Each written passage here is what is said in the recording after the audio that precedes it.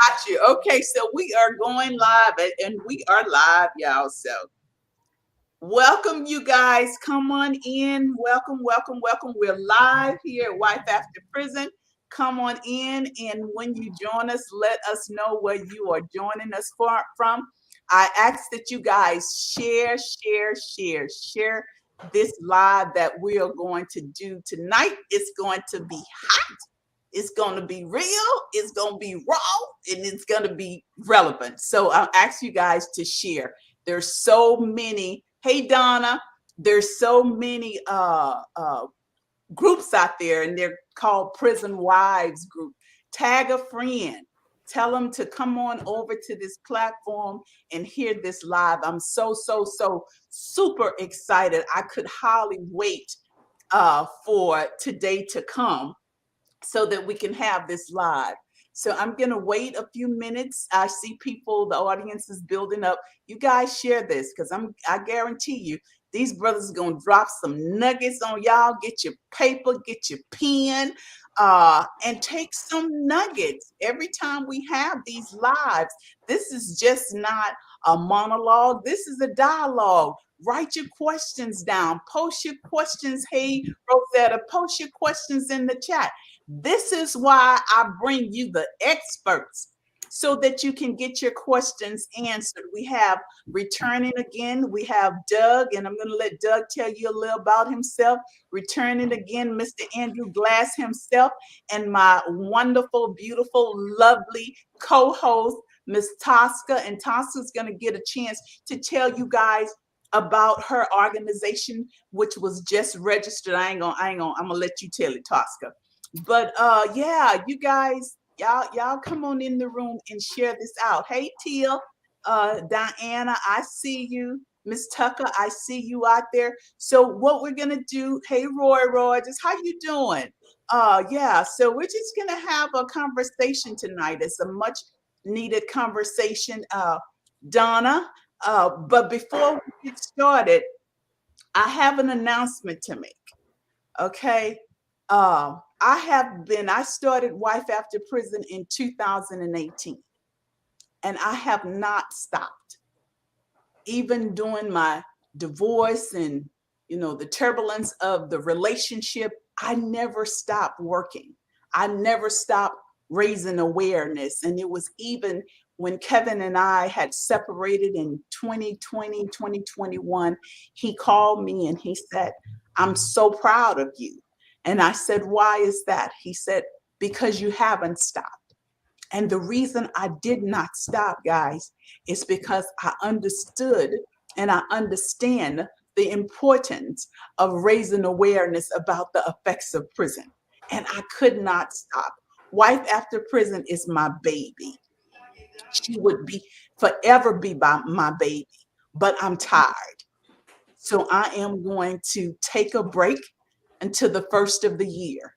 And what that looks like is I won't be doing lives. I won't be doing the monthly support group for the women. I need a break. I need some self care for the mind, the body, the soul, the spirit. And so I'm going to take a break. I'm going to still be doing some content in the background, but I won't be, I got to do a live. I got to post something. I got to do this. And my phone is just,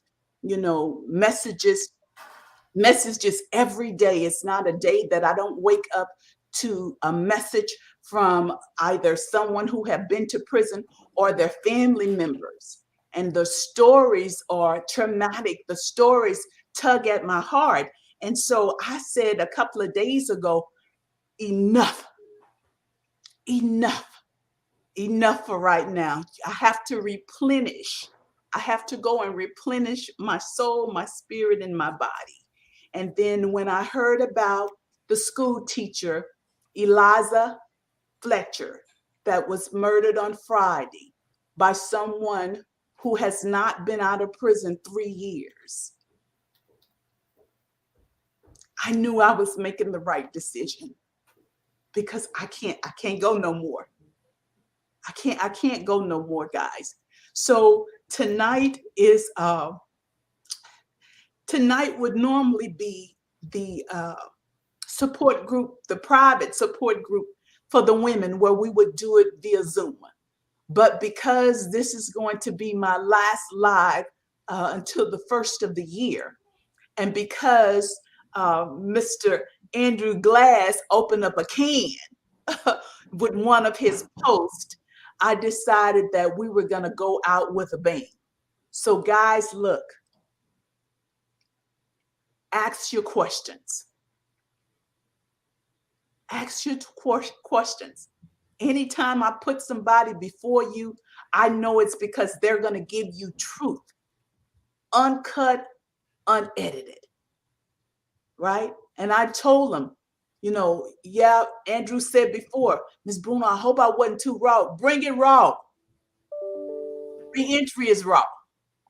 And you guys need to know. So without further ado, I'm going to say it again. Tonight will be the last live until the first of the year. I got to take care of myself, right? So I am going to first let Tosca, ladies first, Tosca, introduce herself. You guys write their names down. Follow them on social media. You can't just wait for once a month to get into this room. These guys are brilliant. They're brilliant. They're doing some amazing things. So follow them on social media. So we're going to do Tosca, then we're going to do Doug, and then we're going to let Andrew introduce himself and post your questions, and I got you. All right, Tosca. Good evening, everybody. I'm Tosca Tolson. I am a mental health therapist in the middle of Missouri, and most recently the owner of a mental health clinic in the middle of Missouri. I've done a lot of work within the criminal justice system, about 20 years of state work in different areas from Department of Corrections, Department of Mental Health, DYS, and a couple of other things. But I want to be respectful of time. And so just out here trying to put in the work and make this world a better place. Yeah. And thank you for that. And let me tell you guys, Tosca is, baby, y'all need to follow Tosca. I'm telling you guys need to follow her. If I knew her back then when I was looking for a therapist, she would have been my therapist. So you guys follow her. All right, Mr. Doug. Well, my name is Doug Schaefer, and I served 21 years in medium and maximum security prisons here in Oklahoma. Been out for almost 12 years now, and I'm actively involved in a legislative process every year, reentry, diversion, and a variety of other programs throughout the state here. We just finished up a national economic program with forward.us. It's going to be released soon, and still working with Columbia University on their Square One project. So got a lot going on with the criminal justice process. So Doug, you did how many years? 21. And you've been out how long? Almost 12. Almost 12. Okay. Welcome home, my brother. Okay, Andrew. How you all doing this evening? I'm Andrew Glass. I'm a returning citizen. I did 26 years and 8 months in the Department of Corrections, in the Missouri Department of Corrections. I'll be home 10 years in October. October the 15th, it'll be 10 years next month, God willing. I have an associate's degree in human services. I have a bachelor's degree in criminal justice. I currently work for the Fathers and Family Support Center as a facilitator educator in our men's program. I work with Just Leadership USA, Mission St. Louis, the Urban League, things like that. I'm still working on the criminal justice side. Just because I'm gone, it's still a lot of wrongs that was going on. So just trying to help in every area that I can.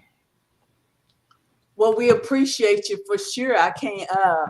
Mataka introduced us a couple of months ago, and I was like, yeah, he a heavy hitter. I like him. Yeah, so I need him on the team. But so we're going to be talking about reentry and relationships. Relationships, whether they have been incarcerated or not, is hard.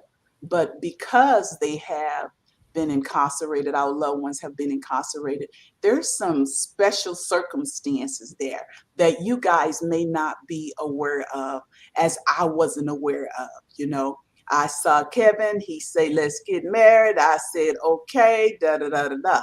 I never thought to say, okay, let me see what 28 years of incarceration looks like. I didn't do my homework, miss research everything. I didn't do my homework to see what that looked like. And it's many of you guys who are looking tonight. Y'all ain't did y'all homework either. Y'all don't know what that looks like, but there's a different look.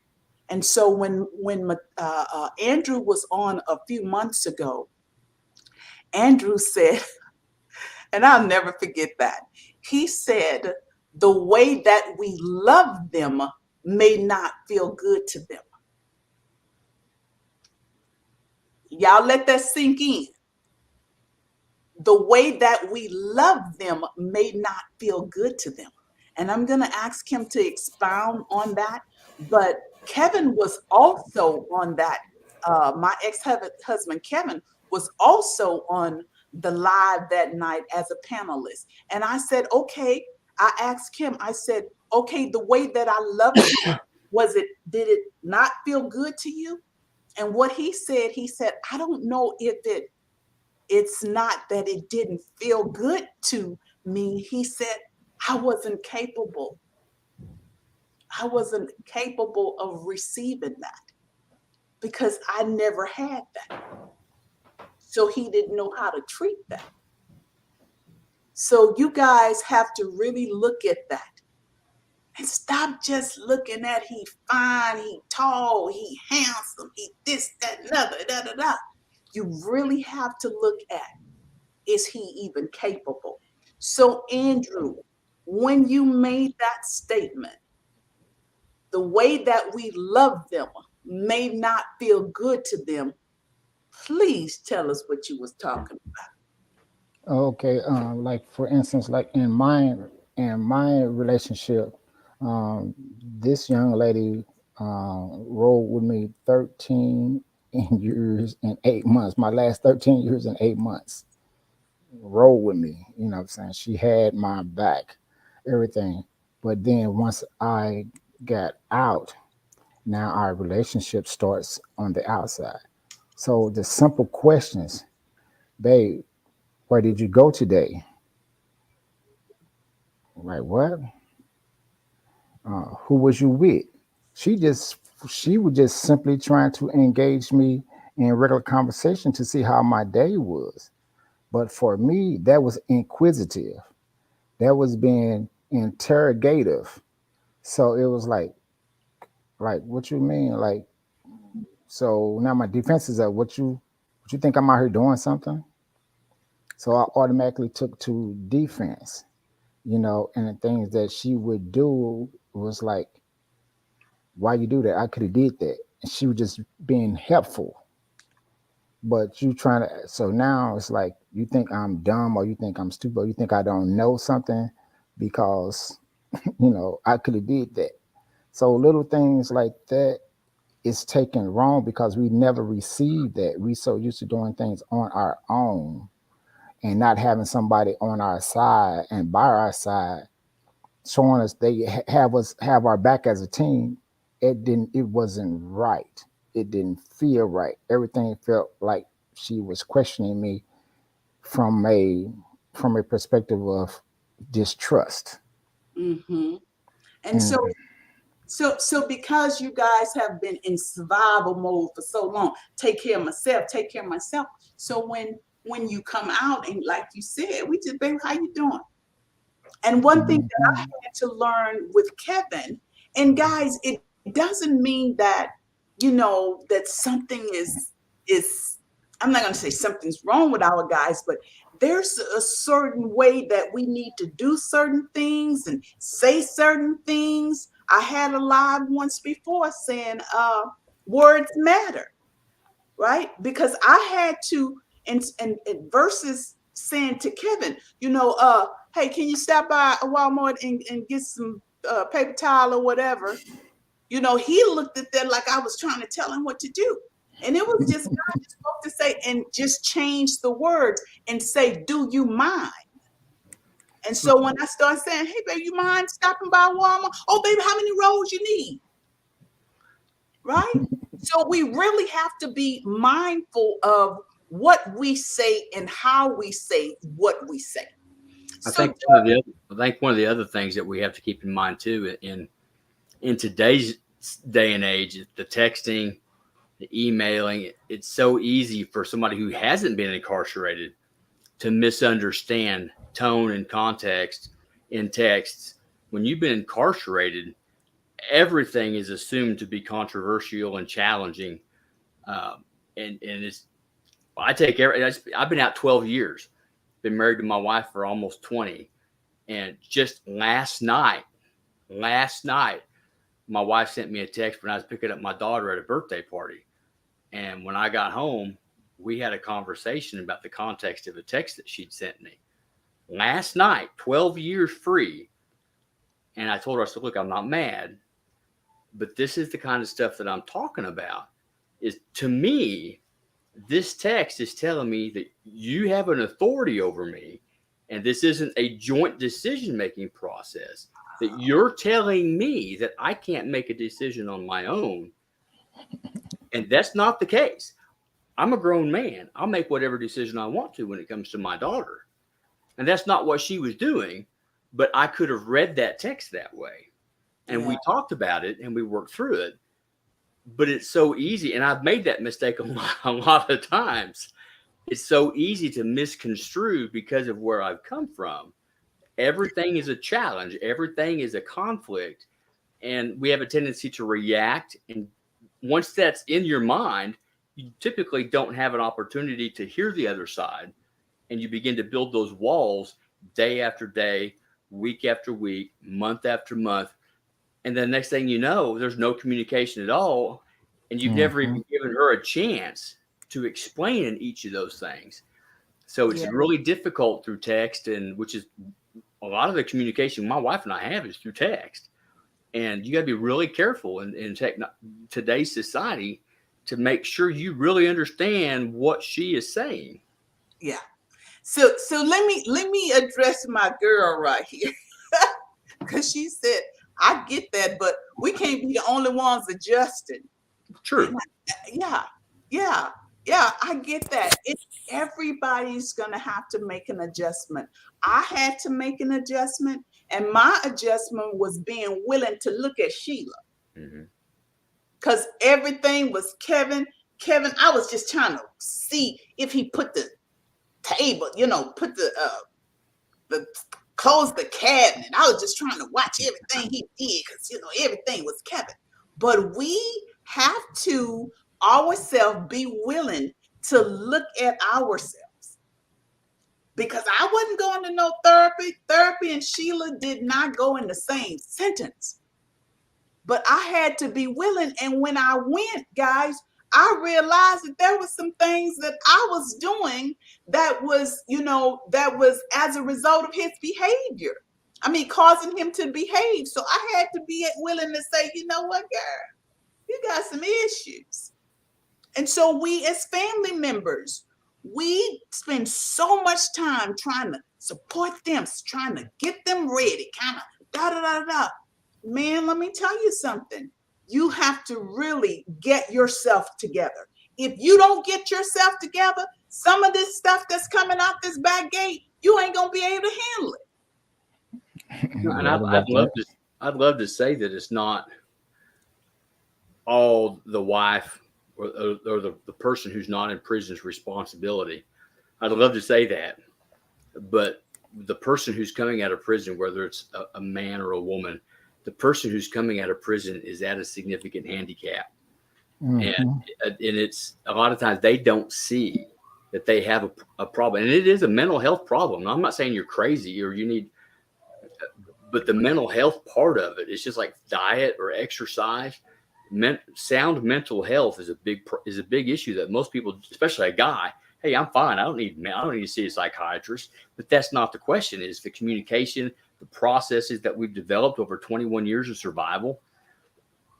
The wife especially is at a disadvantage because a lot of it's going to rely on her to help him make those adjustments and see that he's got those deficiencies, even when he doesn't want to see that he's got those deficiencies. And it's a lot for her to bear, It, and it's yeah. it Yeah, takes because Go ahead. socialization is taken away. Normal socialization is taken away when you're incarcerated. yeah, So you learn to socialize on a animalistic level and on a aggressive level where it's simply survival. yeah, So a person who does 2 years, really a year out of society, is at a total disadvantage when he or she returns to society, trying to socialize in a relationship period on a job. That's why a lot of them lose jobs, a lot of them lose relationships. They are quote unquote, what I'm saying, kicked out of the family because of socialization skills are almost nil.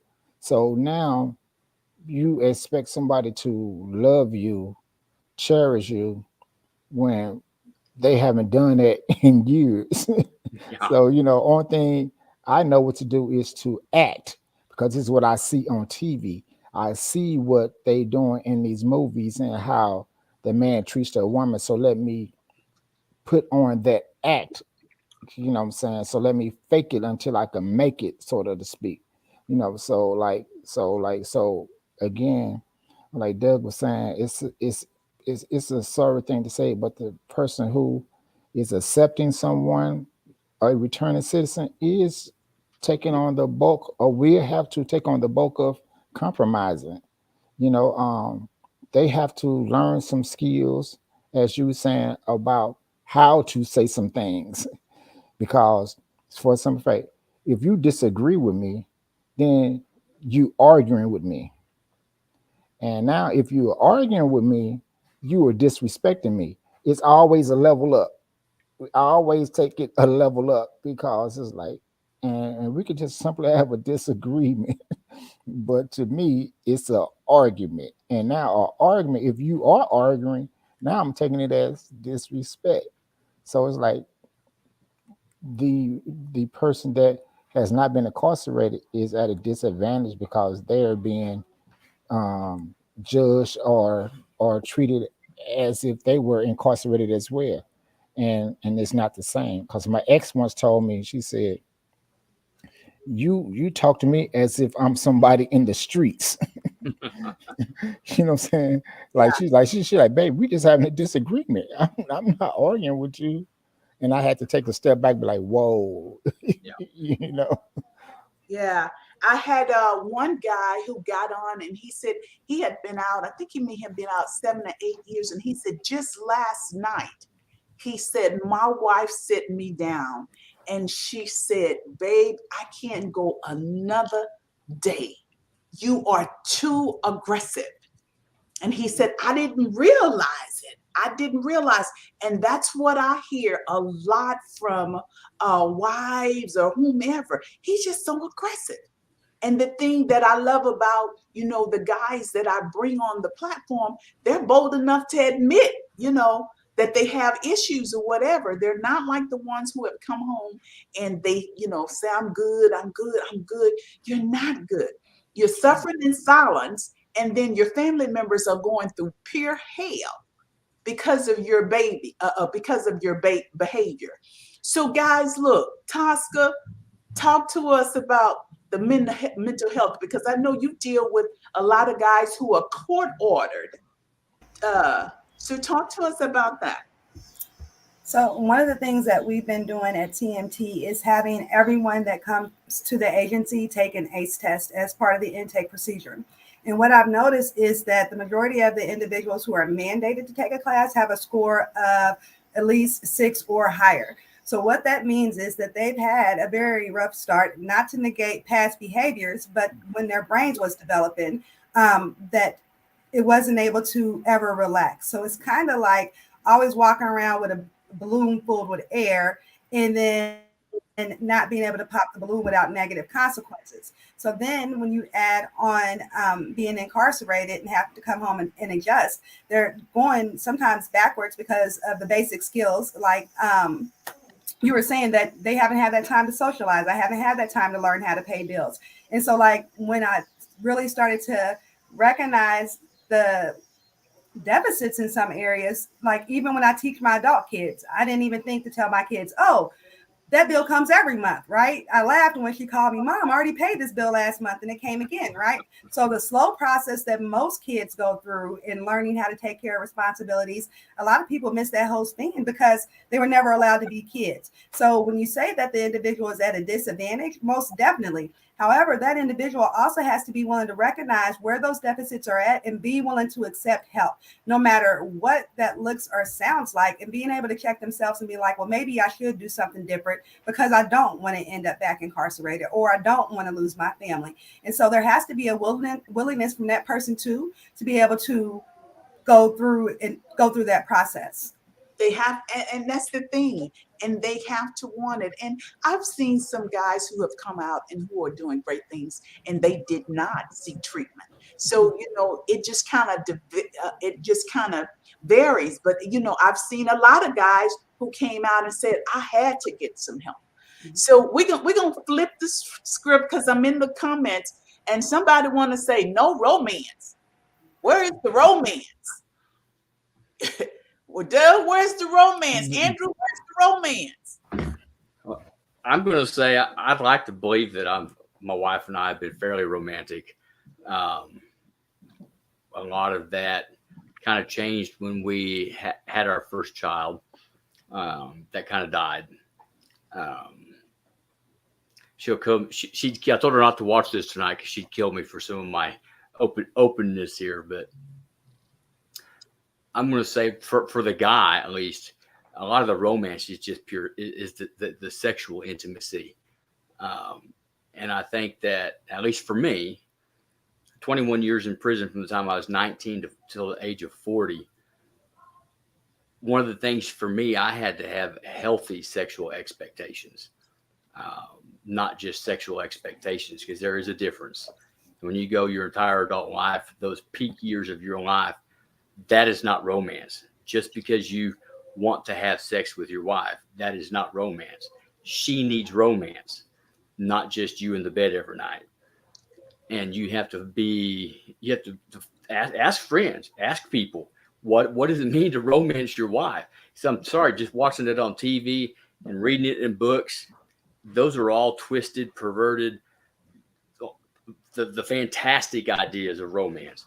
And talk to her. Ask her what romance means to her. We did shortly after I got out, because we got married in a very unique way while I was still incarcerated, about 7.5 years before I got out. So one of the best things that we did was I actually snuck around and got her a wedding dress, had a bunch of friends. We set up this big, fancy, actual full-blown wedding for her, and we snuck her into the church and surprised her with an actual wedding that we didn't get to have, and just blew her away. But as the relationship went on, the romance has gotten less and less, because our lives revolve around our little girl. She needs that. I need that. But it's not there. And it's something that you have to be very purposeful. You have to be intentional to keep your marriage where it needs to be for the long haul. You can't just sleep in the same bed, go to work, come home, eat at the same dinner table, and think you're going to stay married for 40 years. You have to be purposeful about that. And that means you have to communicate with each other. And what does it mean to each of you? Because my idea of romance is different than her idea of romance. And it has to be outside the bedroom. It's something that is important to both of you. Yeah. Go ahead. I used to say, we got to be intentional about this marriage like we're intentional about everything else. So and I agree that, romance is not just about sex. But if you had somebody that's been locked down when he was young, or he never saw what that looks like, and then ego and pride may not even let him ask somebody what does that look like? Then and he's not open to have the conversation of what that looks like, then you're gonna have a problem there. Yes. Well, You know, I want to add to that we can't just say it's for the retarded citizen to know what that healthy relationship looks like. A lot of us in general have not had an example of what a healthy relationship looks like in real life outside of TV shows or scripts, right? And so a lot of us need to do research on what your needs are, what that means to you, and how to get those needs met, and not on a false expectation of what a movie or what a TV show looks like. Because most of the people I work with, whether it's in therapy or whether it's in a mandated group, a lot of our parents struggled. And so we're coming from a place of brokenness already where we're trying to make a whole picture with curved puzzle pieces. Yeah. you know, Hold on for a minute, Andrew. Mr. Lamont, Yes, how you doing? I'm well. Okay.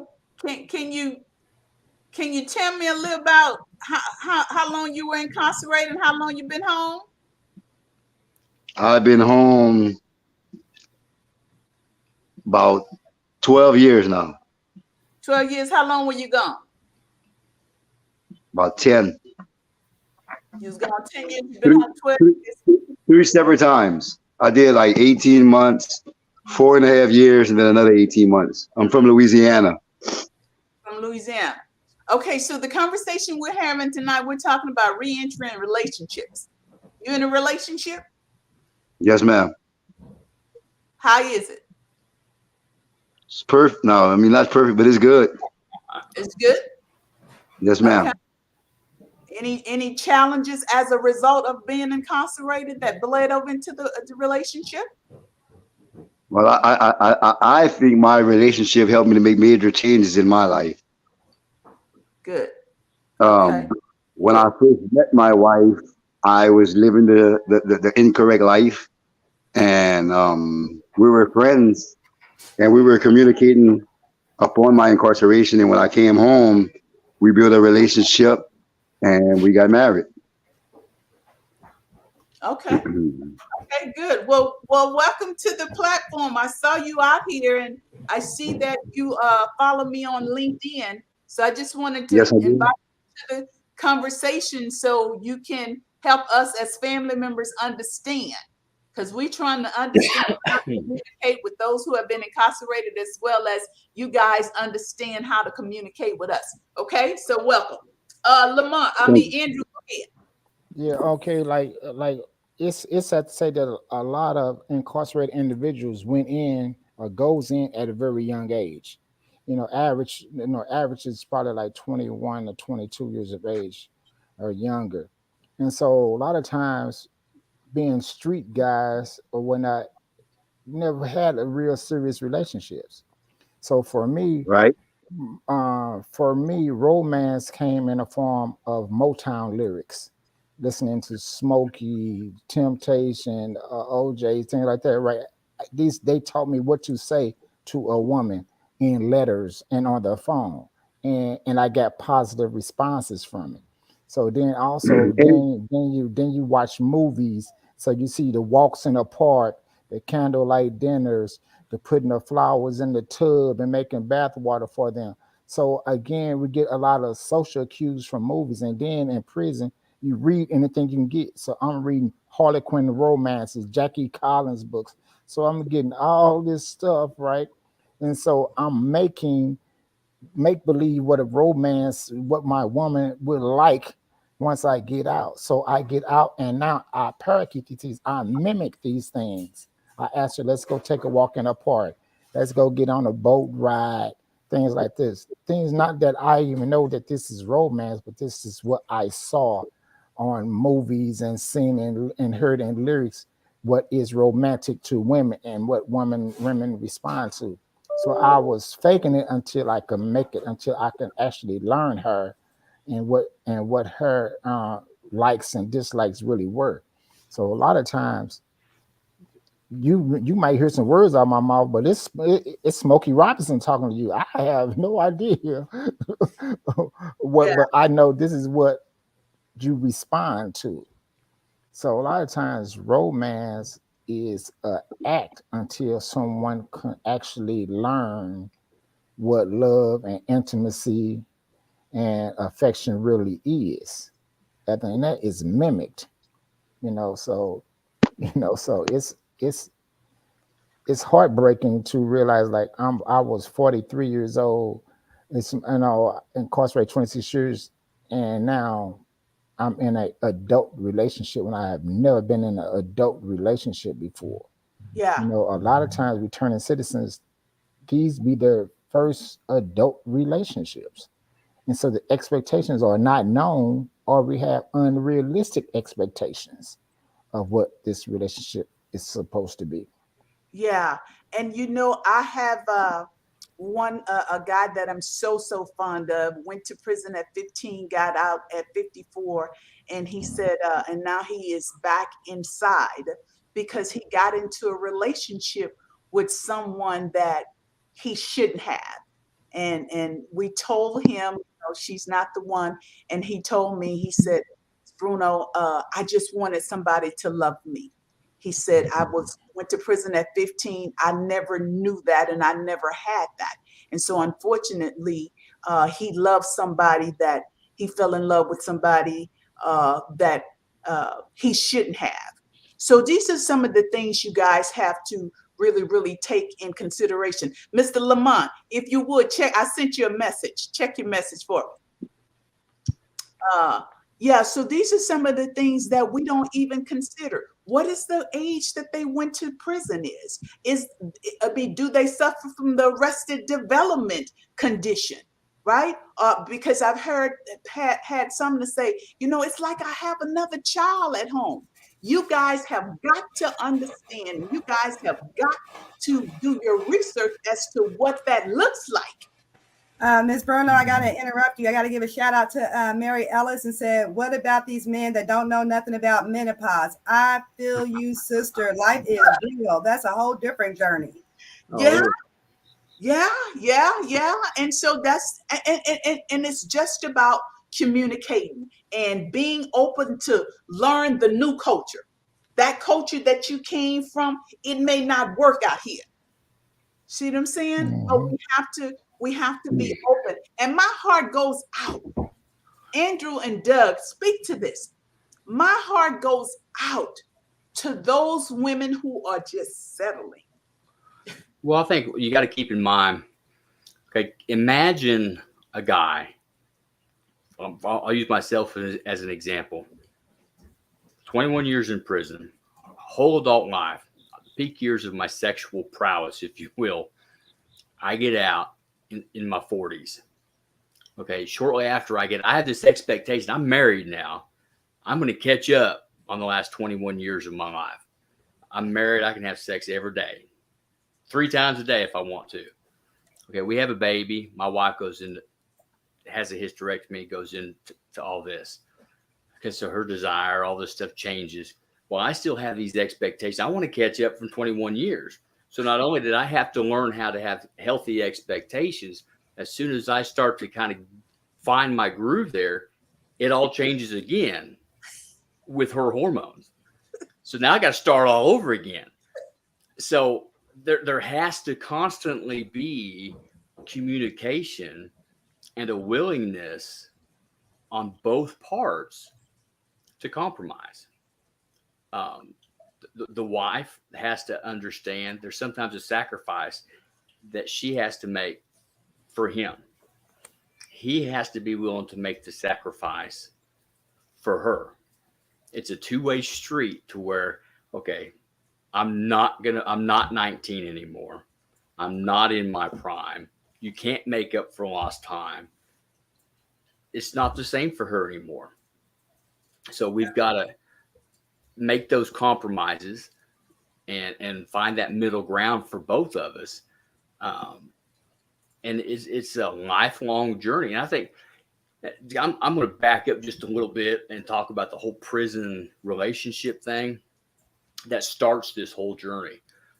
Because a prison relationship can be one of the most rewarding and most open and honest ways to meet somebody. You can be as on. You can say things in letters and visits that you might not ever have the courage to say in the traditional dating process.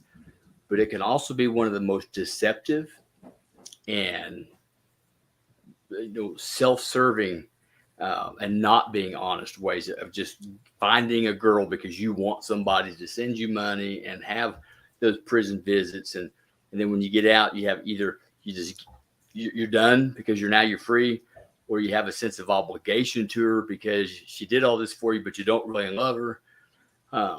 There's a lot of factors involved there, but if you're in that relationship where you truly was honest and you truly shared each other and you had that transparency and you want to make this thing work, then you got to keep that honesty going for the long haul and communicate with each other and share those financial expectations, children expectations, sexual expectations. As life changes, the menopause, hysterectomies, children, loss of libido, all of these things, you have to communicate constantly. But there's always got to be sacrifices made on both ends if you want to make it work. But you know what? That's no different than a regular marriage. It's really no different than a regular marriage. We can contextualize it as the prison thing, and there are additional challenges on top of it, but it's really no different than the regular marriage, just a little bit maybe magnified. It's just all about the communication and honesty and transparency and being willing to sacrifice for your partner. Okay. Andrew, I want to hear about the prison love and the visitation love. I want to hear that. But Doug, I'm coming for you on this one. So what about now? Look, we all grown in here. And for you guys who wasn't here at the beginning, I said that this is the last live that I'm gonna do until the beginning of the year. So we gonna put it out there. So Doug, what about the lady who is desiring intimacy with her husband? And we're talking romance, we're talking about sex, and they're being intimate. And then he gets up and he's sitting on the side of the bed and he's satisfying himself. And she says, well, hold up, we just did all of this. And then he tells her, you got yours. I got to get mine the way I've been used to getting it for some years. Well, that's something they need to communicate about. And in all honesty, I think that's an area where they could honestly seek sexual therapy at, because I'm gonna be okay. You want to be brutally honest? I'm gonna be brutally honest with you. Go get it.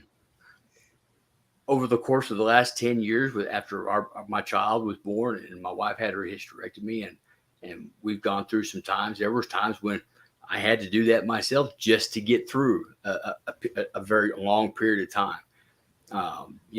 There's a joke that if you've been in prison any length of time, and when you get out, every time it rains, you get excited because you're so used to doing that in the shower for the last 21 years. The raindrops make you excited, not your wife. Wow. Sometimes it's a situation to where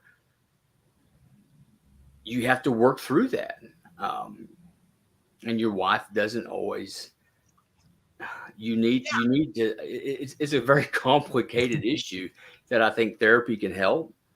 I don't think that if your wife is willing, that you should be doing it by yourself.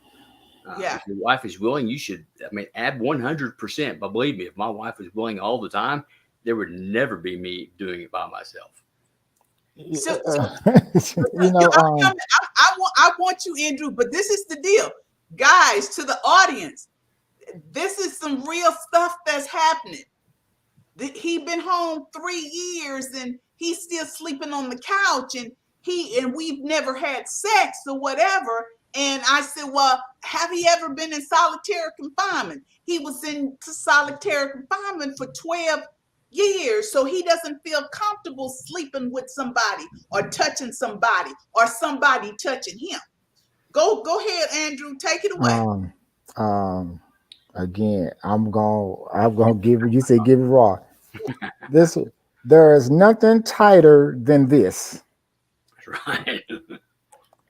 Nothing. So Wow. we could be having sex and we having sex an hour, hour and a half, 2 hours, and I'm still going.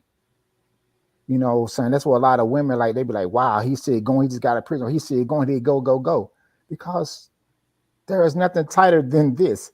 So sometimes I would literally pull out and basically have her masturbate me while I give her oral sex or whatnot. I'm saying things like that. It's because there is nothing tighter than the fist. So it takes time. You have to be out a while. You have to stop masturbating for once if you want to get used to a vagina. You know what I'm saying? Retrain yourself.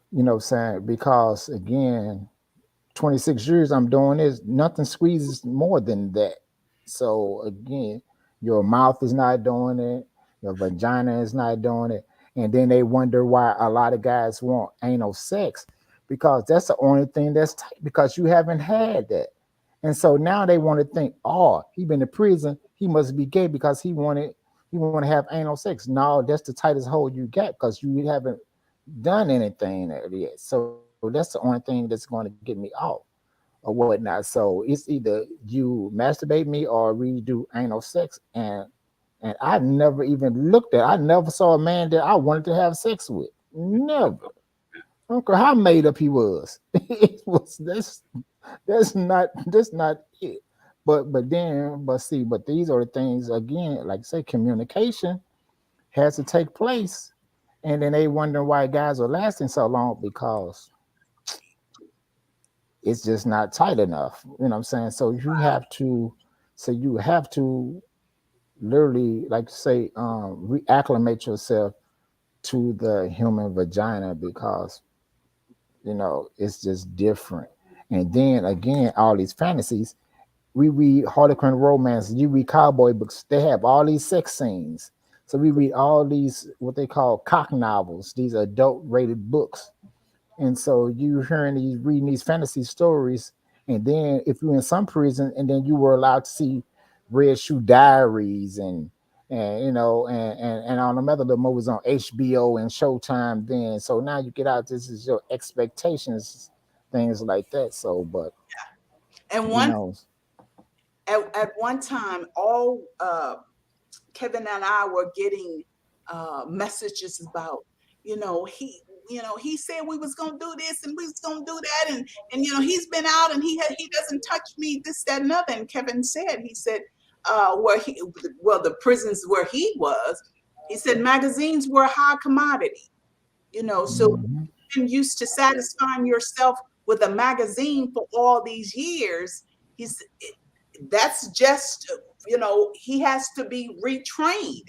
So again, guys, we don't bring this stuff. I'm bringing this stuff to y'all so that y'all can understand. If he come home and he don't want it, don't take it personal, because some of it take it personal. And when our men don't want us, we don't think that we're desirable. That can affect our self-esteem and all of that. No, it's not you. It's just this brother or this sister is going to have to be retrained in certain areas. And Well, I know, go ahead. I was just say it's not that they don't want you. It's just the method to get them to that point of ejaculation. It's not that they don't want you. You can actually help them if you masturbated them for them. Then they get used to your touch. They get used to your face instead of the pornography or the idea of their own hand. It's a process of retraining what they see, what they feel. Now they want you. You just aren't in the position of training of bringing them to that point that they're so used to. It's a process of just retraining them. Yeah. And I don't know, they if some of the ladies that's been on visits, and and their man is holding their hand and kissing their hand a lot or whatnot. Like for me, even now, I've been out almost 10 years. You got to have some pretty hands, cause I know I need what I need your hands to do. You know what I'm saying? You can't have no broken nails, no busted fingernails, and busted hands. That's a turn off for me because I'm like, 'cause, mm-mm, She got to have some pretty hands. you got to have some pretty hands. Wow. You Okay, know, guys. So I want to address Lena's question. Lena asks, why don't prisons talk about the post incarceration syndrome and reentry programs don't talk about it?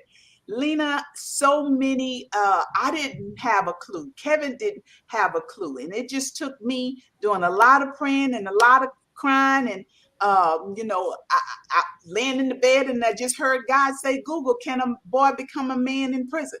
And when I did, post incarceration syndrome popped up. And everything that I read is what I was living. And as Kevin and I begin to go into the prisons and talk about this stuff, he was one of the first to go up and say, hey, man, look here, when y'all get out of here, y'all better go get y'all some help. Right. And so the guys, they were like, oh, Mr. Bruno, that's just you tripping, whatever. But some of them who have gotten out have now reached out and said, I need to get me some help. So my thing is this, and one of the programs that I was working on is talking about the 3 pillars of reentry. You got to address this head. If you don't address this head, you're going to keep addressing recidivism. Yep. So you got to address the head. Then you have to address the heart. And this is where we come in. They have to understand and they have to be retrained about empathy and sympathy and self-love and loving another person and being respectful to another person. And then lastly, we talk about the hands. We talk about employment readiness. And I think that the order now, I know that the order of the 3 is vitally important. Because a lot of the reentry programs, they want to start with the hands, get them a job, get them a job, get them a job. No, if you don't tell them, teach them how to retrain their thinking. You got to teach them about their thinking. You got to tell them about the effects of prison. You got to tell them they got to do the work. If they are not willing to do the work, they're going to keep having the same problems. They're going to keep having the same problems. And education was very helpful for me. To the not only did I acquire more knowledge, but I was able to be around other people. So it's another area of socialization. So I had the opportunity to watch people how they interact. This is my first job I ever had and my only job that I ever had, and I had to sit back and watch. One of the lessons I learned in prison was from one of the top prison guys in prison that was a killer, and he was a facilitator. And one thing he told me, he said, Glass, you need to shut up and stop fighting all the information. He said, man, you smart and things you saying are valid, but why are you fighting all the information all the time? Let these people teach the class the way they want to teach the class. So I learned to shut up and watch and listen. And I took on some mentors. I didn't get my first pair of jeans till I was home after 3 years. I didn't want to come home and put on jeans and a t-shirt and sporting gear because I wanted to be in a professional setting.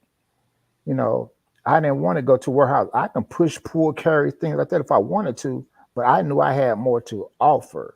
Right. You know what I'm saying? So, right. So I dressed the part that I wanted to be in, and I listened. Guys that come out of prison, you have to shut up and you have to educate yourself, even if don't necessarily be a formal education for us going to school, but read. You know what I'm saying? Yeah. You know what I'm saying? I read a lot of psychology books and things like that, a lot of self-help books. And when you read these self-help books, put into practice what they are saying. Just don't read it and set it down. If you're not practicing what you're reading, it's all for naught. I'm not going to read a self-help book and not take the steps that they are saying to do. That's it. So like you say, you have to do the work. You have to do the work just for yourself if you want to not go back into incarceration. Yep. You got to You do know the what I'm work. saying? And, And then and everything else is gonna come. Or you the got, relationship is going to come, the job yeah, is going to come, all that stuff is going to come. yeah. But you To, have to work on yourself. You and have to to, Goes do the back to that willingness. I have to have new information in order to have to be able to make different choices. And so you have to have new information to be able to choose different. yeah, That cognitive reframing. yeah. Yes. and And too many of these reentry programs, at least here in Oklahoma, I don't know about those outside of Oklahoma, but I've been involved with a lot They all the of same. reentry stuff. They want to focus on your basic life skills, your vocational skills, your all these the same things just over and over and over again. They don't address your mental health. They don't address your communication yeah, skills. They don't address any of the stuff that we're talking about right here. yeah, yeah, And I'm telling you, every person that gets out of prison, male or female, they are going to confront marital issues, relationship issues, sexuality issues. Every single person, Mhm. without fail, is going to confront these issues. And yeah, none of them are addressed in any reentry program. yeah, And these are the Exactly. issues that will make or break the success of somebody coming out of prison. And we've got to, this is the stuff that people need to talk about more than your basic life skills or a resume for a job. yeah, Mental health, sexuality, yeah, communication, relationships, even having a best friend as a man or a woman. You've got to, those are the things that help you succeed. When you got a problem and you are facing these issues, my best friend is a 60-year-old black guy that got out 2 weeks after I did. He was my mentor in prison. He's mhm, worked for me for the last 2 years. And trust me, when I've got issues, he and I go have a cup of coffee or we sit in the shop and just talk. yeah, You've got to understand that these are the issues that every single person coming out of prison is going to confront.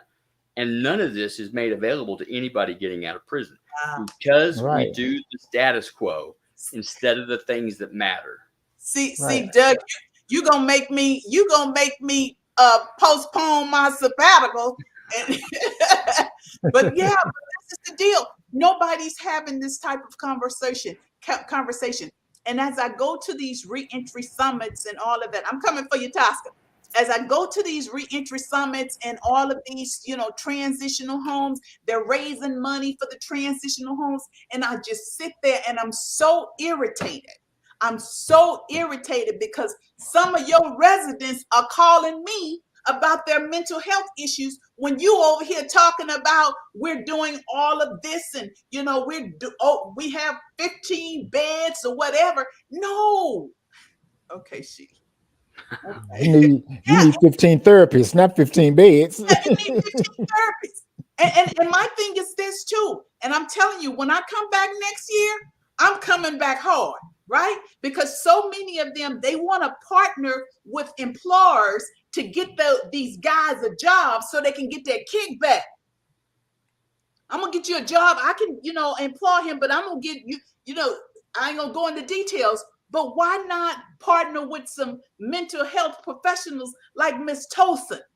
Mhm. So she can provide these guys with this type of information Absolutely. instead of that watered down stuff, right? But family members, I want you guys, man. Look here, and I see a question here I want to address. I want you guys to do your homework now. Again, for those who came in late, Miss Bruno I got to lay it down for a minute. I got to lay my baby down for a minute. So I won't be doing any lives until the first of the year. But I have been working on my website, and one of my favorite pages on my website is the resource page. I have uploaded all kind of workbooks and exercises pertaining to mental health, pertaining to relationship, pertaining to personal development. You guys print this stuff out, send it to your loved ones, print out a copy for yourself, and you guys do the work together. Because the only way your relationship is going to succeed is you do the work. Nobody goes from kindergarten to college without doing the work. A doctor nobody goes from an intern to a doctor without doing the work.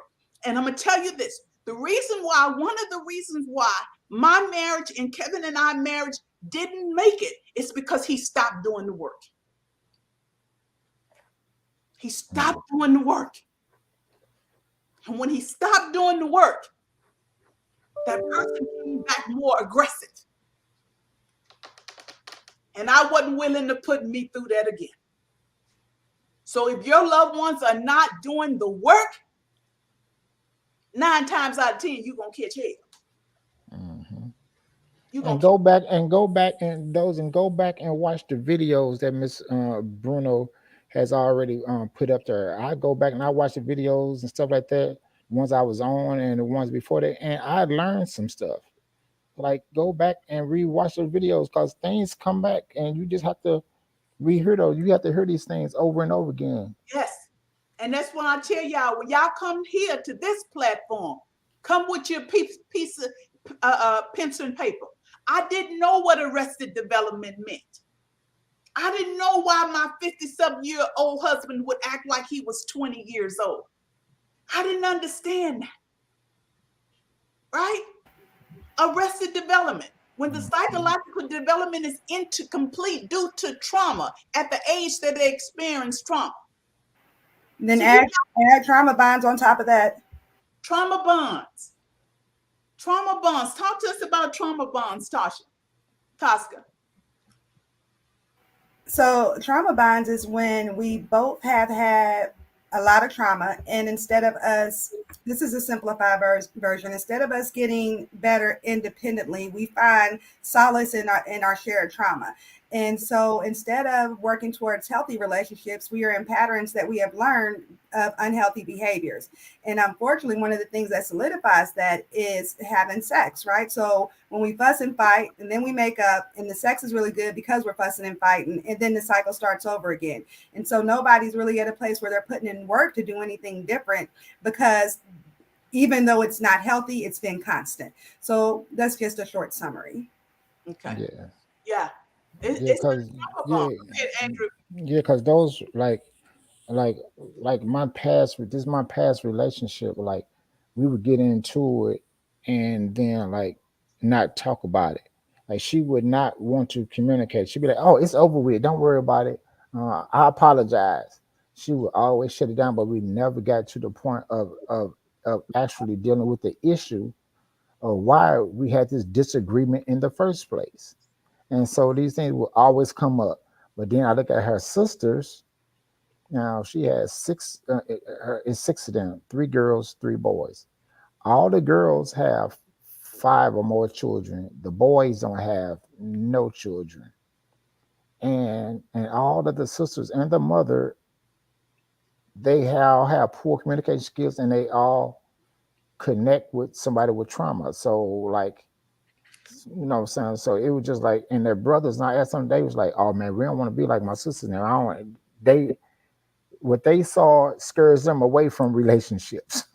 Mm, And how they seen their sisters treat their the fathers of their children. They like, they don't want a woman to treat them like that about their children, you And so, know. and I'm gonna go and just follow up that with that, Mr. Glass, and that's going back to looking at these family patterns of communication of trauma, right?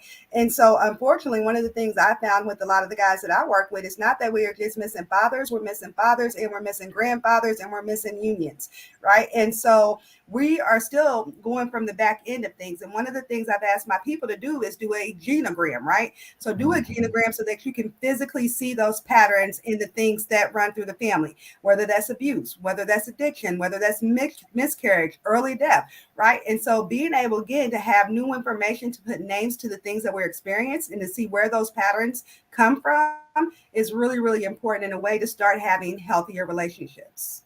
mm-hmm. Yeah, a genogram was very helpful for me, and at the same time, it was scary. It was hurtful, but it was empowering too. When I looked at all the patterns, like, you know, like it was crazy. Like there's been somebody in my family in prison ever since 1959. Mm. And so it's like say like, and then every male with the last name of Glass has been murdered.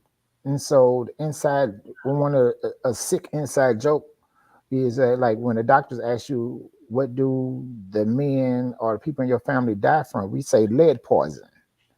because everybody has been shot to death, you Wow. know. And so, like I say, so I had to, when I put that, that was one of my assignments in my criminal justice class, like it was like empowering, but again, frightening too, when you Yeah. start really looking at the truth, and scary. So a lot of people may be scared to do those things when they start even thinking about it, like, wow, now I got to put it down on paper and see it. That's Mhm. it. But it's helpful. Got It's And it gives very them the ability to helpful. yeah. choose to do something different, right? And Yeah. so until we put it down there and we see, oh, it wasn't just me, or there's a book that I have and it's called It Didn't Start With You, right? Because a Mhm. lot of the things and styles and communication levels that we have, it did not start with us. This has been going on long Exactly. before us, and we have to have the information to be able to change it and do it different.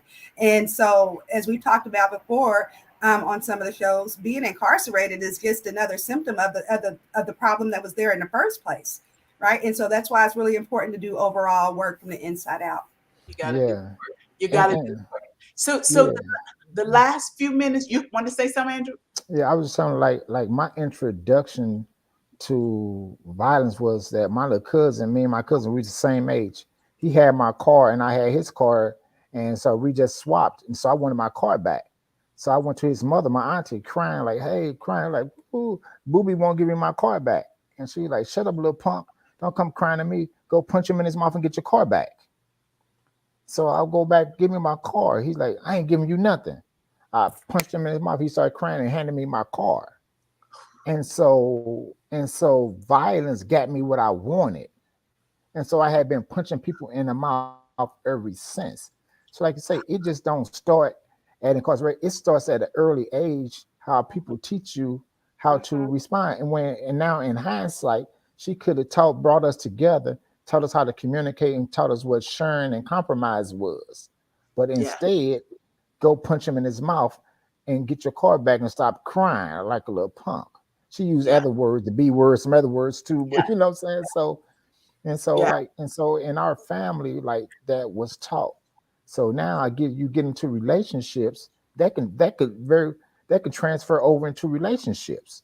So it Mhm. didn't have a chance to transfer over to relationships with me because I didn't have too many relationships. But I seen my cousins now, where a lot of men in my family are in domestic violence situations, Yeah. and And that's I can see why, because it was taught. yeah. And that's what I want to go through next. When our last few minutes here, I want to talk about domestic violence because in the last, you Tosca, you got your hand up. I just seen somebody ask about the book title, and I'm not catching all the comments, but it's by Mark Wolin, Wollynn. Mark Wolin. It didn't start with you. So in the last, I want to say in the last 3 weeks, I have gotten, I know, 5 messages and talked to at least 5 people who have said, uh, you know, he's hitting me or he slammed my head against the wall. One lady just said, she said he wasn't like this before he went to prison. So some of it's learned behavior, but it's unacceptable. Domestic violence in any form is unacceptable. Even if he never hit you, you never saw blood, it's unacceptable. So Doug, Tosca, because I know some of the ladies are listening. Some of the ladies are on here. And I told them, look, put those people in his life. Yeah. He want to put his hands on you. Put those people in his life. If he's not willing to go get him no help, because check this out. You guys have heard me say Melinda Corona, Jessica Alba, Fatima Johnson, and now here recently, Elise Fletcher, all died at the hand of men who had been incarcerated. And this is not to say everybody who has, don't even think I'm that stupid. Everybody who has been to prison is capable, I mean, will commit a murder. But you guys have to look at the full picture. Andrew and Tosca, they just talked about the pre-incarceration trauma. We don't want to look at that. You got to look at the pre-incarceration trauma, the incarceration trauma, and the post-incarceration trauma and see what you have. Do you have a ticking time bomb, or you got a pipe, or you got a diamond? You and got and, to and, think. and, and and also, like, even on the flip side of that, my stance is domestic violence will only stop when men stop abusing women. You know what I'm saying? That's the stance I take, and when I teach my class, men got to stop putting their hands on women. But then on the flip side of that, women who have been abused are usually serial abuse. Understand? Been abused. You know what I'm saying? Several times. So victimization has a look. So abusers know what victims will take. So women need to learn how to be more confident, how not to become a victim. That's why they teach women to walk with your head up, be more confident. Because criminals, in its essence, are cowards. Criminals do stuff by sneak or strength. So therefore, if you show any weakness and I can overpower you or show you, like, women have to be strong, even if it's calling the police. You know what I'm saying? They don't necessarily have to be able to fight back, but they show off like, I'm not going to accept this. They have to have that stance. They have to be that strong, that much strength to say, I'm not going to accept it. I'm not going to be abused. I'm not going to be a victim. And however you're going to stop being a victim, that's what you have to do. Call the police, call other people, because first thing you do, it goes in phases. That's it. First, they, you know, since they start to degrade you with Yep. words, belittle you, then they start to isolate you Yep. and from your family and friends, and then it becomes the just grabbing, the shaking. Then it gets abuse gets worse. It doesn't lessen. It becomes more. Yeah. So they should see that pattern and be able to stop it before it gets to that point. Yeah. So Be, it's easy to say. I'm going to have to yeah, say yeah, it is easy to say, I'm but it's gonna hard to do. I'm going to agree with you that the only way to stop abuse is from the person not wanting abuse. Because what I can tell you from doing domestic violence almost 10 years, domestic violence class with mostly men, most of the men say that they would not be okay with a man treating their daughters or sisters or mothers in the way that they treat women. So there's a level of understanding and accountability there. They still have to choose not to hurt their partner, right? And so Right. even though it's very rare that a person is only perpetrated on against once. So that's unfortunate, right? Because that goes back to our aces, right? So very rarely is a person the victim once. You're absolutely right. That's where healing goes into for that person. However, it's kind of, I just posted a video about consent, right? I shouldn't have to tell you that I don't like you smacking me, I don't like you hurting me, so forth and so on. Where's that level of accountability that I don't want to hurt somebody that I say I love? Right. And so 99.9% of the men that come in my class agree that if somebody treated their daughter the way that they treated some of the women they've been with, they wouldn't be okay with it. Right. And Why so do they do it, Tosca? Why do they do it? that's a good question that we have. It varies, right? Some people do it because they don't have any other skills. Some people do it because that is the only way that they have control. However, how do you get a person to a place where my freedom and long-term success is worth more than me? Because the same thing, like Andrew said, that, you know, he's got to get out of that. I ask men all the time, if this woman is so horrible, why do you stay? Mm-hmm. Yeah. You So know, and like again, like for me, I like when we're in our classes, a lot of men don't have a emotional vocabulary, Oh, and what's that? so now only thing I know is anger, and so now only thing I know now, might is right. So now if I can't win verbally or, you know, or emotionally, now I have to get physical in order to shut you up, because That's where language goes back into play, Yeah. right? Because that's one of the Yes. first thing in my office, all the happies are crossed out. I've got filling posters everywhere, and all the happies was crossed out because that's an easy filling, right? And so we always dissect that anger. What's attached to anger? Irritation, frustration, grief, loss, Hmm. abandonment, humiliation. And again, once you start giving language, that's where that willingness comes back in, so that I can have new information to go through my sifter, so that I can choose differently. That's the only way that we start to get some true healing in healing communities. Being Yeah, able to have that knowledge so that I can choose different and know that's not okay. yeah. Right. And again, guys, I am going to before I officially go on leave, I'm going to make sure that I have my website up within the next 2 weeks. And when I do, I am going to post that page, that resource page. You guys got to do the work. They Mhm. have to do the work, and you have to do the work. I remember when I made the announcement that Kevin and I were getting a divorce. Within a matter of minutes, I had text messages and messengers saying, I wish I had your courage. I wish I had your courage. So I'm going to tell y'all something. And I don't say this to brag. I ain't saying none of this. It ain't even about bragging. But before Kevin and I got together, I was doing the work on me. I was doing personal development work. I knew that there was more to me than what I was seeing. I hooked my caboose up to people's train who had my answer. I started doing serious deep dive and looking at me, what I had potential to be and to do, and all of that. Right? So Kevin and I got married. And 2.5 years, all of the stuff came. But within that 2.5 years, I was still doing the work on me, but not as much because I was being this wife, right? So uh, when we got together and went through therapy, I went to see my therapy. He went to see his therapy. Things were good. But when he stopped doing the work, it's like a person that's on drugs. They get off drugs and they come back, get back on. It's worse.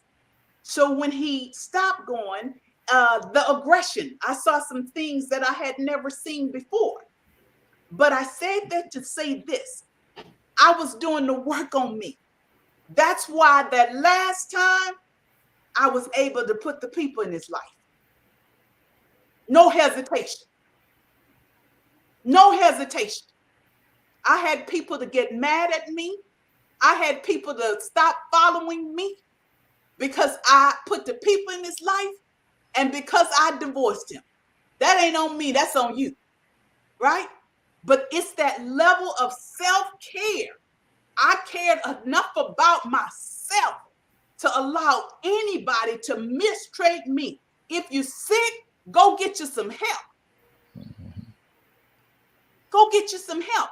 And a lot of you guys are going to have to level up because a lot of times you dumb it down. You're going to have to level up, know who you are, and you're going to have to confront these things. A lot of you guys don't say things to your loved one because I don't want to make it bad. I don't want to piss him off. But you're going to have to say some things that you don't normally say, do some things that you don't normally do. Mhm. Right? Yeah, this ain't no joke. It's not a joke, y'all. So again, I love you guys. I love you guys. And so that I could better serve you guys, I'm going to take some time off so that I can serve myself. But I want to say follow Doug, follow him on LinkedIn, follow Andrew on LinkedIn, follow Tosca. And one thing about it, you guys, we got to come out of these prison wives groups because all we got is this. You're going to have to connect with people who have your answer and not all of them that got your problem. Right? So again, I love you guys. I'm going to disconnect into the first of the year. I'm going to post my link. You guys get you some personal development. You get you some personal development. Do some soul searching. Clean out your mental capacity. A couple of days ago, I said, girl, stop. It scared me. Because I had to say, stop, Sheila. You got to put your baby down. You got to put your baby down. So I love you. In closing, Doug, what you want to say to the audience, then Tosca, then Andrew, any closing words? Well, I just want to say that above everything, all of this takes courage. It's okay to be afraid. It's okay to wonder what's next. It's okay to wonder what tomorrow holds. All you have is today. Courage overcomes fear, and protect yourself at all costs. If your husband or your wife is abusive, my rule of thumb, first time they lay hands on you, you walk out. You don't believe, well, I'm not going to do it again. I'm not going to do it again. If they did it once, they'll do it again. Protect yourself, love yourself. They've got their own issues. Be courageous enough to protect yourself and your children. Be courageous enough to do what you have to do to recognize that maybe you made a mistake. Maybe you need to get help. Courage is my encouragement to everybody out there. Yeah. Thank you, Doug. My name is Andrew Glass. You can look and see me on LinkedIn and on my Facebook page as well. So if you have any questions or anything like that, I wouldn't mind answering them. But again, as Ms. Bruno was saying, you have to do the work on yourself, build yourself. Because it's sad to say that in prison, we get pen pal lists with thousands of women on these pen pal lists. And one of the first things we say is, you know what? They lonely. So you have to work on the part of not feeling lonely, because lonely can put you in a trap to where you see things through some tinted lenses that's not really there. So again, do the work on yourself. When you start to love yourself and believe in yourself, the man or the returning citizen can't pour no junk on you, because you already built up in yourself. I can't tell you something that you don't already believe in yourself. So so do the work on yourself, as Ms. Bruno was saying. Therapy, get with someone like Ms. Tosin and other therapists in your areas and things like that. Do the work on yourself. Even your loved ones, let them know that are incarcerated and that's coming home. They need to do some work on themselves too. Absolutely. Absolutely. Start now. I agree with everybody else. Andrew, something you just made me think of. When I was a corrections officer, they made us take a class called Anatomy of a Setup. And I don't know if you were in DOC at the time, but there was a book that was written by the inmates that they said that they had passed around that basically had told other inmates, or at the time, what they needed to do to get women to send them money, and et cetera, and et cetera. And so I was like, wow. So there was a whole course within the institution by offenders, and this was the game that was played. So I just want people to remember that when you're in an institution, you're going to do what needs to be done to survive by any means necessary, for one thing. Also, just like everybody said, being able to recognize those core issues, being able to do the work. And this is from somebody, y'all. I have a GED.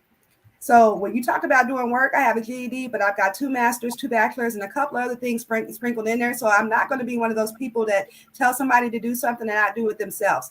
I'm like Doug. I have somebody that I talk to on a regular basis that I get mentorship from. So you have to be able to do the work. And for me, that's the connection that I get with my men, because they know that I'm willing to put on the work. I can expect them to do the same amount of work. Some of our people are not going to make it, ladies. Some of our people are not going to make it. And you do have to know whenever to cut your ties and say enough is enough, and prioritize self first, because self-love really is the best love. And you only get one shot at this thing. And at the end of the day, the result for us is all the same. It's death. So what do we want to do in between this time and when we leave here? That's What is it. that? What do you want that to look like for you? You're the only person that gets to choose. I so love my panelists. I so love you guys. And just on one note, and we're good. It was 8:31. And I just want to say, because I be trying to put y'all down with what's going on behind them prison walls so you won't be falling for the okie doke, right? So one guy told me one time, he said, Miss Bruno, you know how I made my money? He said, I sit in the corner in the day room and the guys would bring me letters that the person then wrote them. And I sit there and I write the letter. So when you reading all these poems, you think it's coming from Harry and it's coming from Larry. Yeah, yeah. And so he said, that's how I made my money. He said, because a lot of times, a lot of these guys in here are illiterate and they don't know how to read and they don't know how to write. And you're just like, oh, but who wrote it? So I just want you guys to just be up on your game, man. Don't be so caught up about all this. Be about your business before you can be about anybody else's business. All right? And lastly, I'm going to say I love you. If you guys have not read my book, read my book. It's going to open your eyes. It's going to give you some aha moments, right? I wrote this so I could put you in the game, let you know what was coming. Nobody told me about this. So I want to encourage you, if you haven't gotten a copy, if you send him a copy, he need to read it. Send him a copy. Don't wait till Christmas to give him a gift. Give him a gift now. And let me tell you something else. One of the best things that I heard a wife say, she said, I don't put money on his books. She said, I pay for a therapist to go see him once a month. She said, his family puts the money on the books. She said, I pay for the therapist. So that makes some y'all. That's the best investment. Absolutely. Yeah. Yeah, so you guys might want to think about it. We ran out of time. I wanted to talk about solitary confinement. We ran out of time. And I know me, I'm like, oh, well, I could just do one more live. No, I ain't doing no more live. I'm finna take care of myself. And That's so when right. I come back, I can be stronger and better than ever. And I can come back and I can serve you guys more effectively. Oh, sorry. Go ahead, Andrew. Where can we get your book, Ms. Bruno? It's Amazon and it's also on my website. So again, Okay. two weeks, I'm gonna push out that website. I have been saying I gotta put my video on here. I gotta put my. It ain't gonna have no video now. I'm gonna put it out of just put it out there because I'm going on vacation. Yeah, I need it. I really do need it. So guys, we love you, Doug. I appreciate you. You know, I just sent you a text on LinkedIn and you said I'm in. And Andrew, love you to life. I'm in. Tosca. Thank you, Miss Bruno. This has been a wild year, hasn't it? It has been. But I'm telling you, we coming back in 2023. Okay. We'll miss you till you're back. Okay. All right. So we love you guys, and I'm going to say good night to you. And thank you for joining us tonight. Thank you, and good night, everyone. Good night. All right. Good night.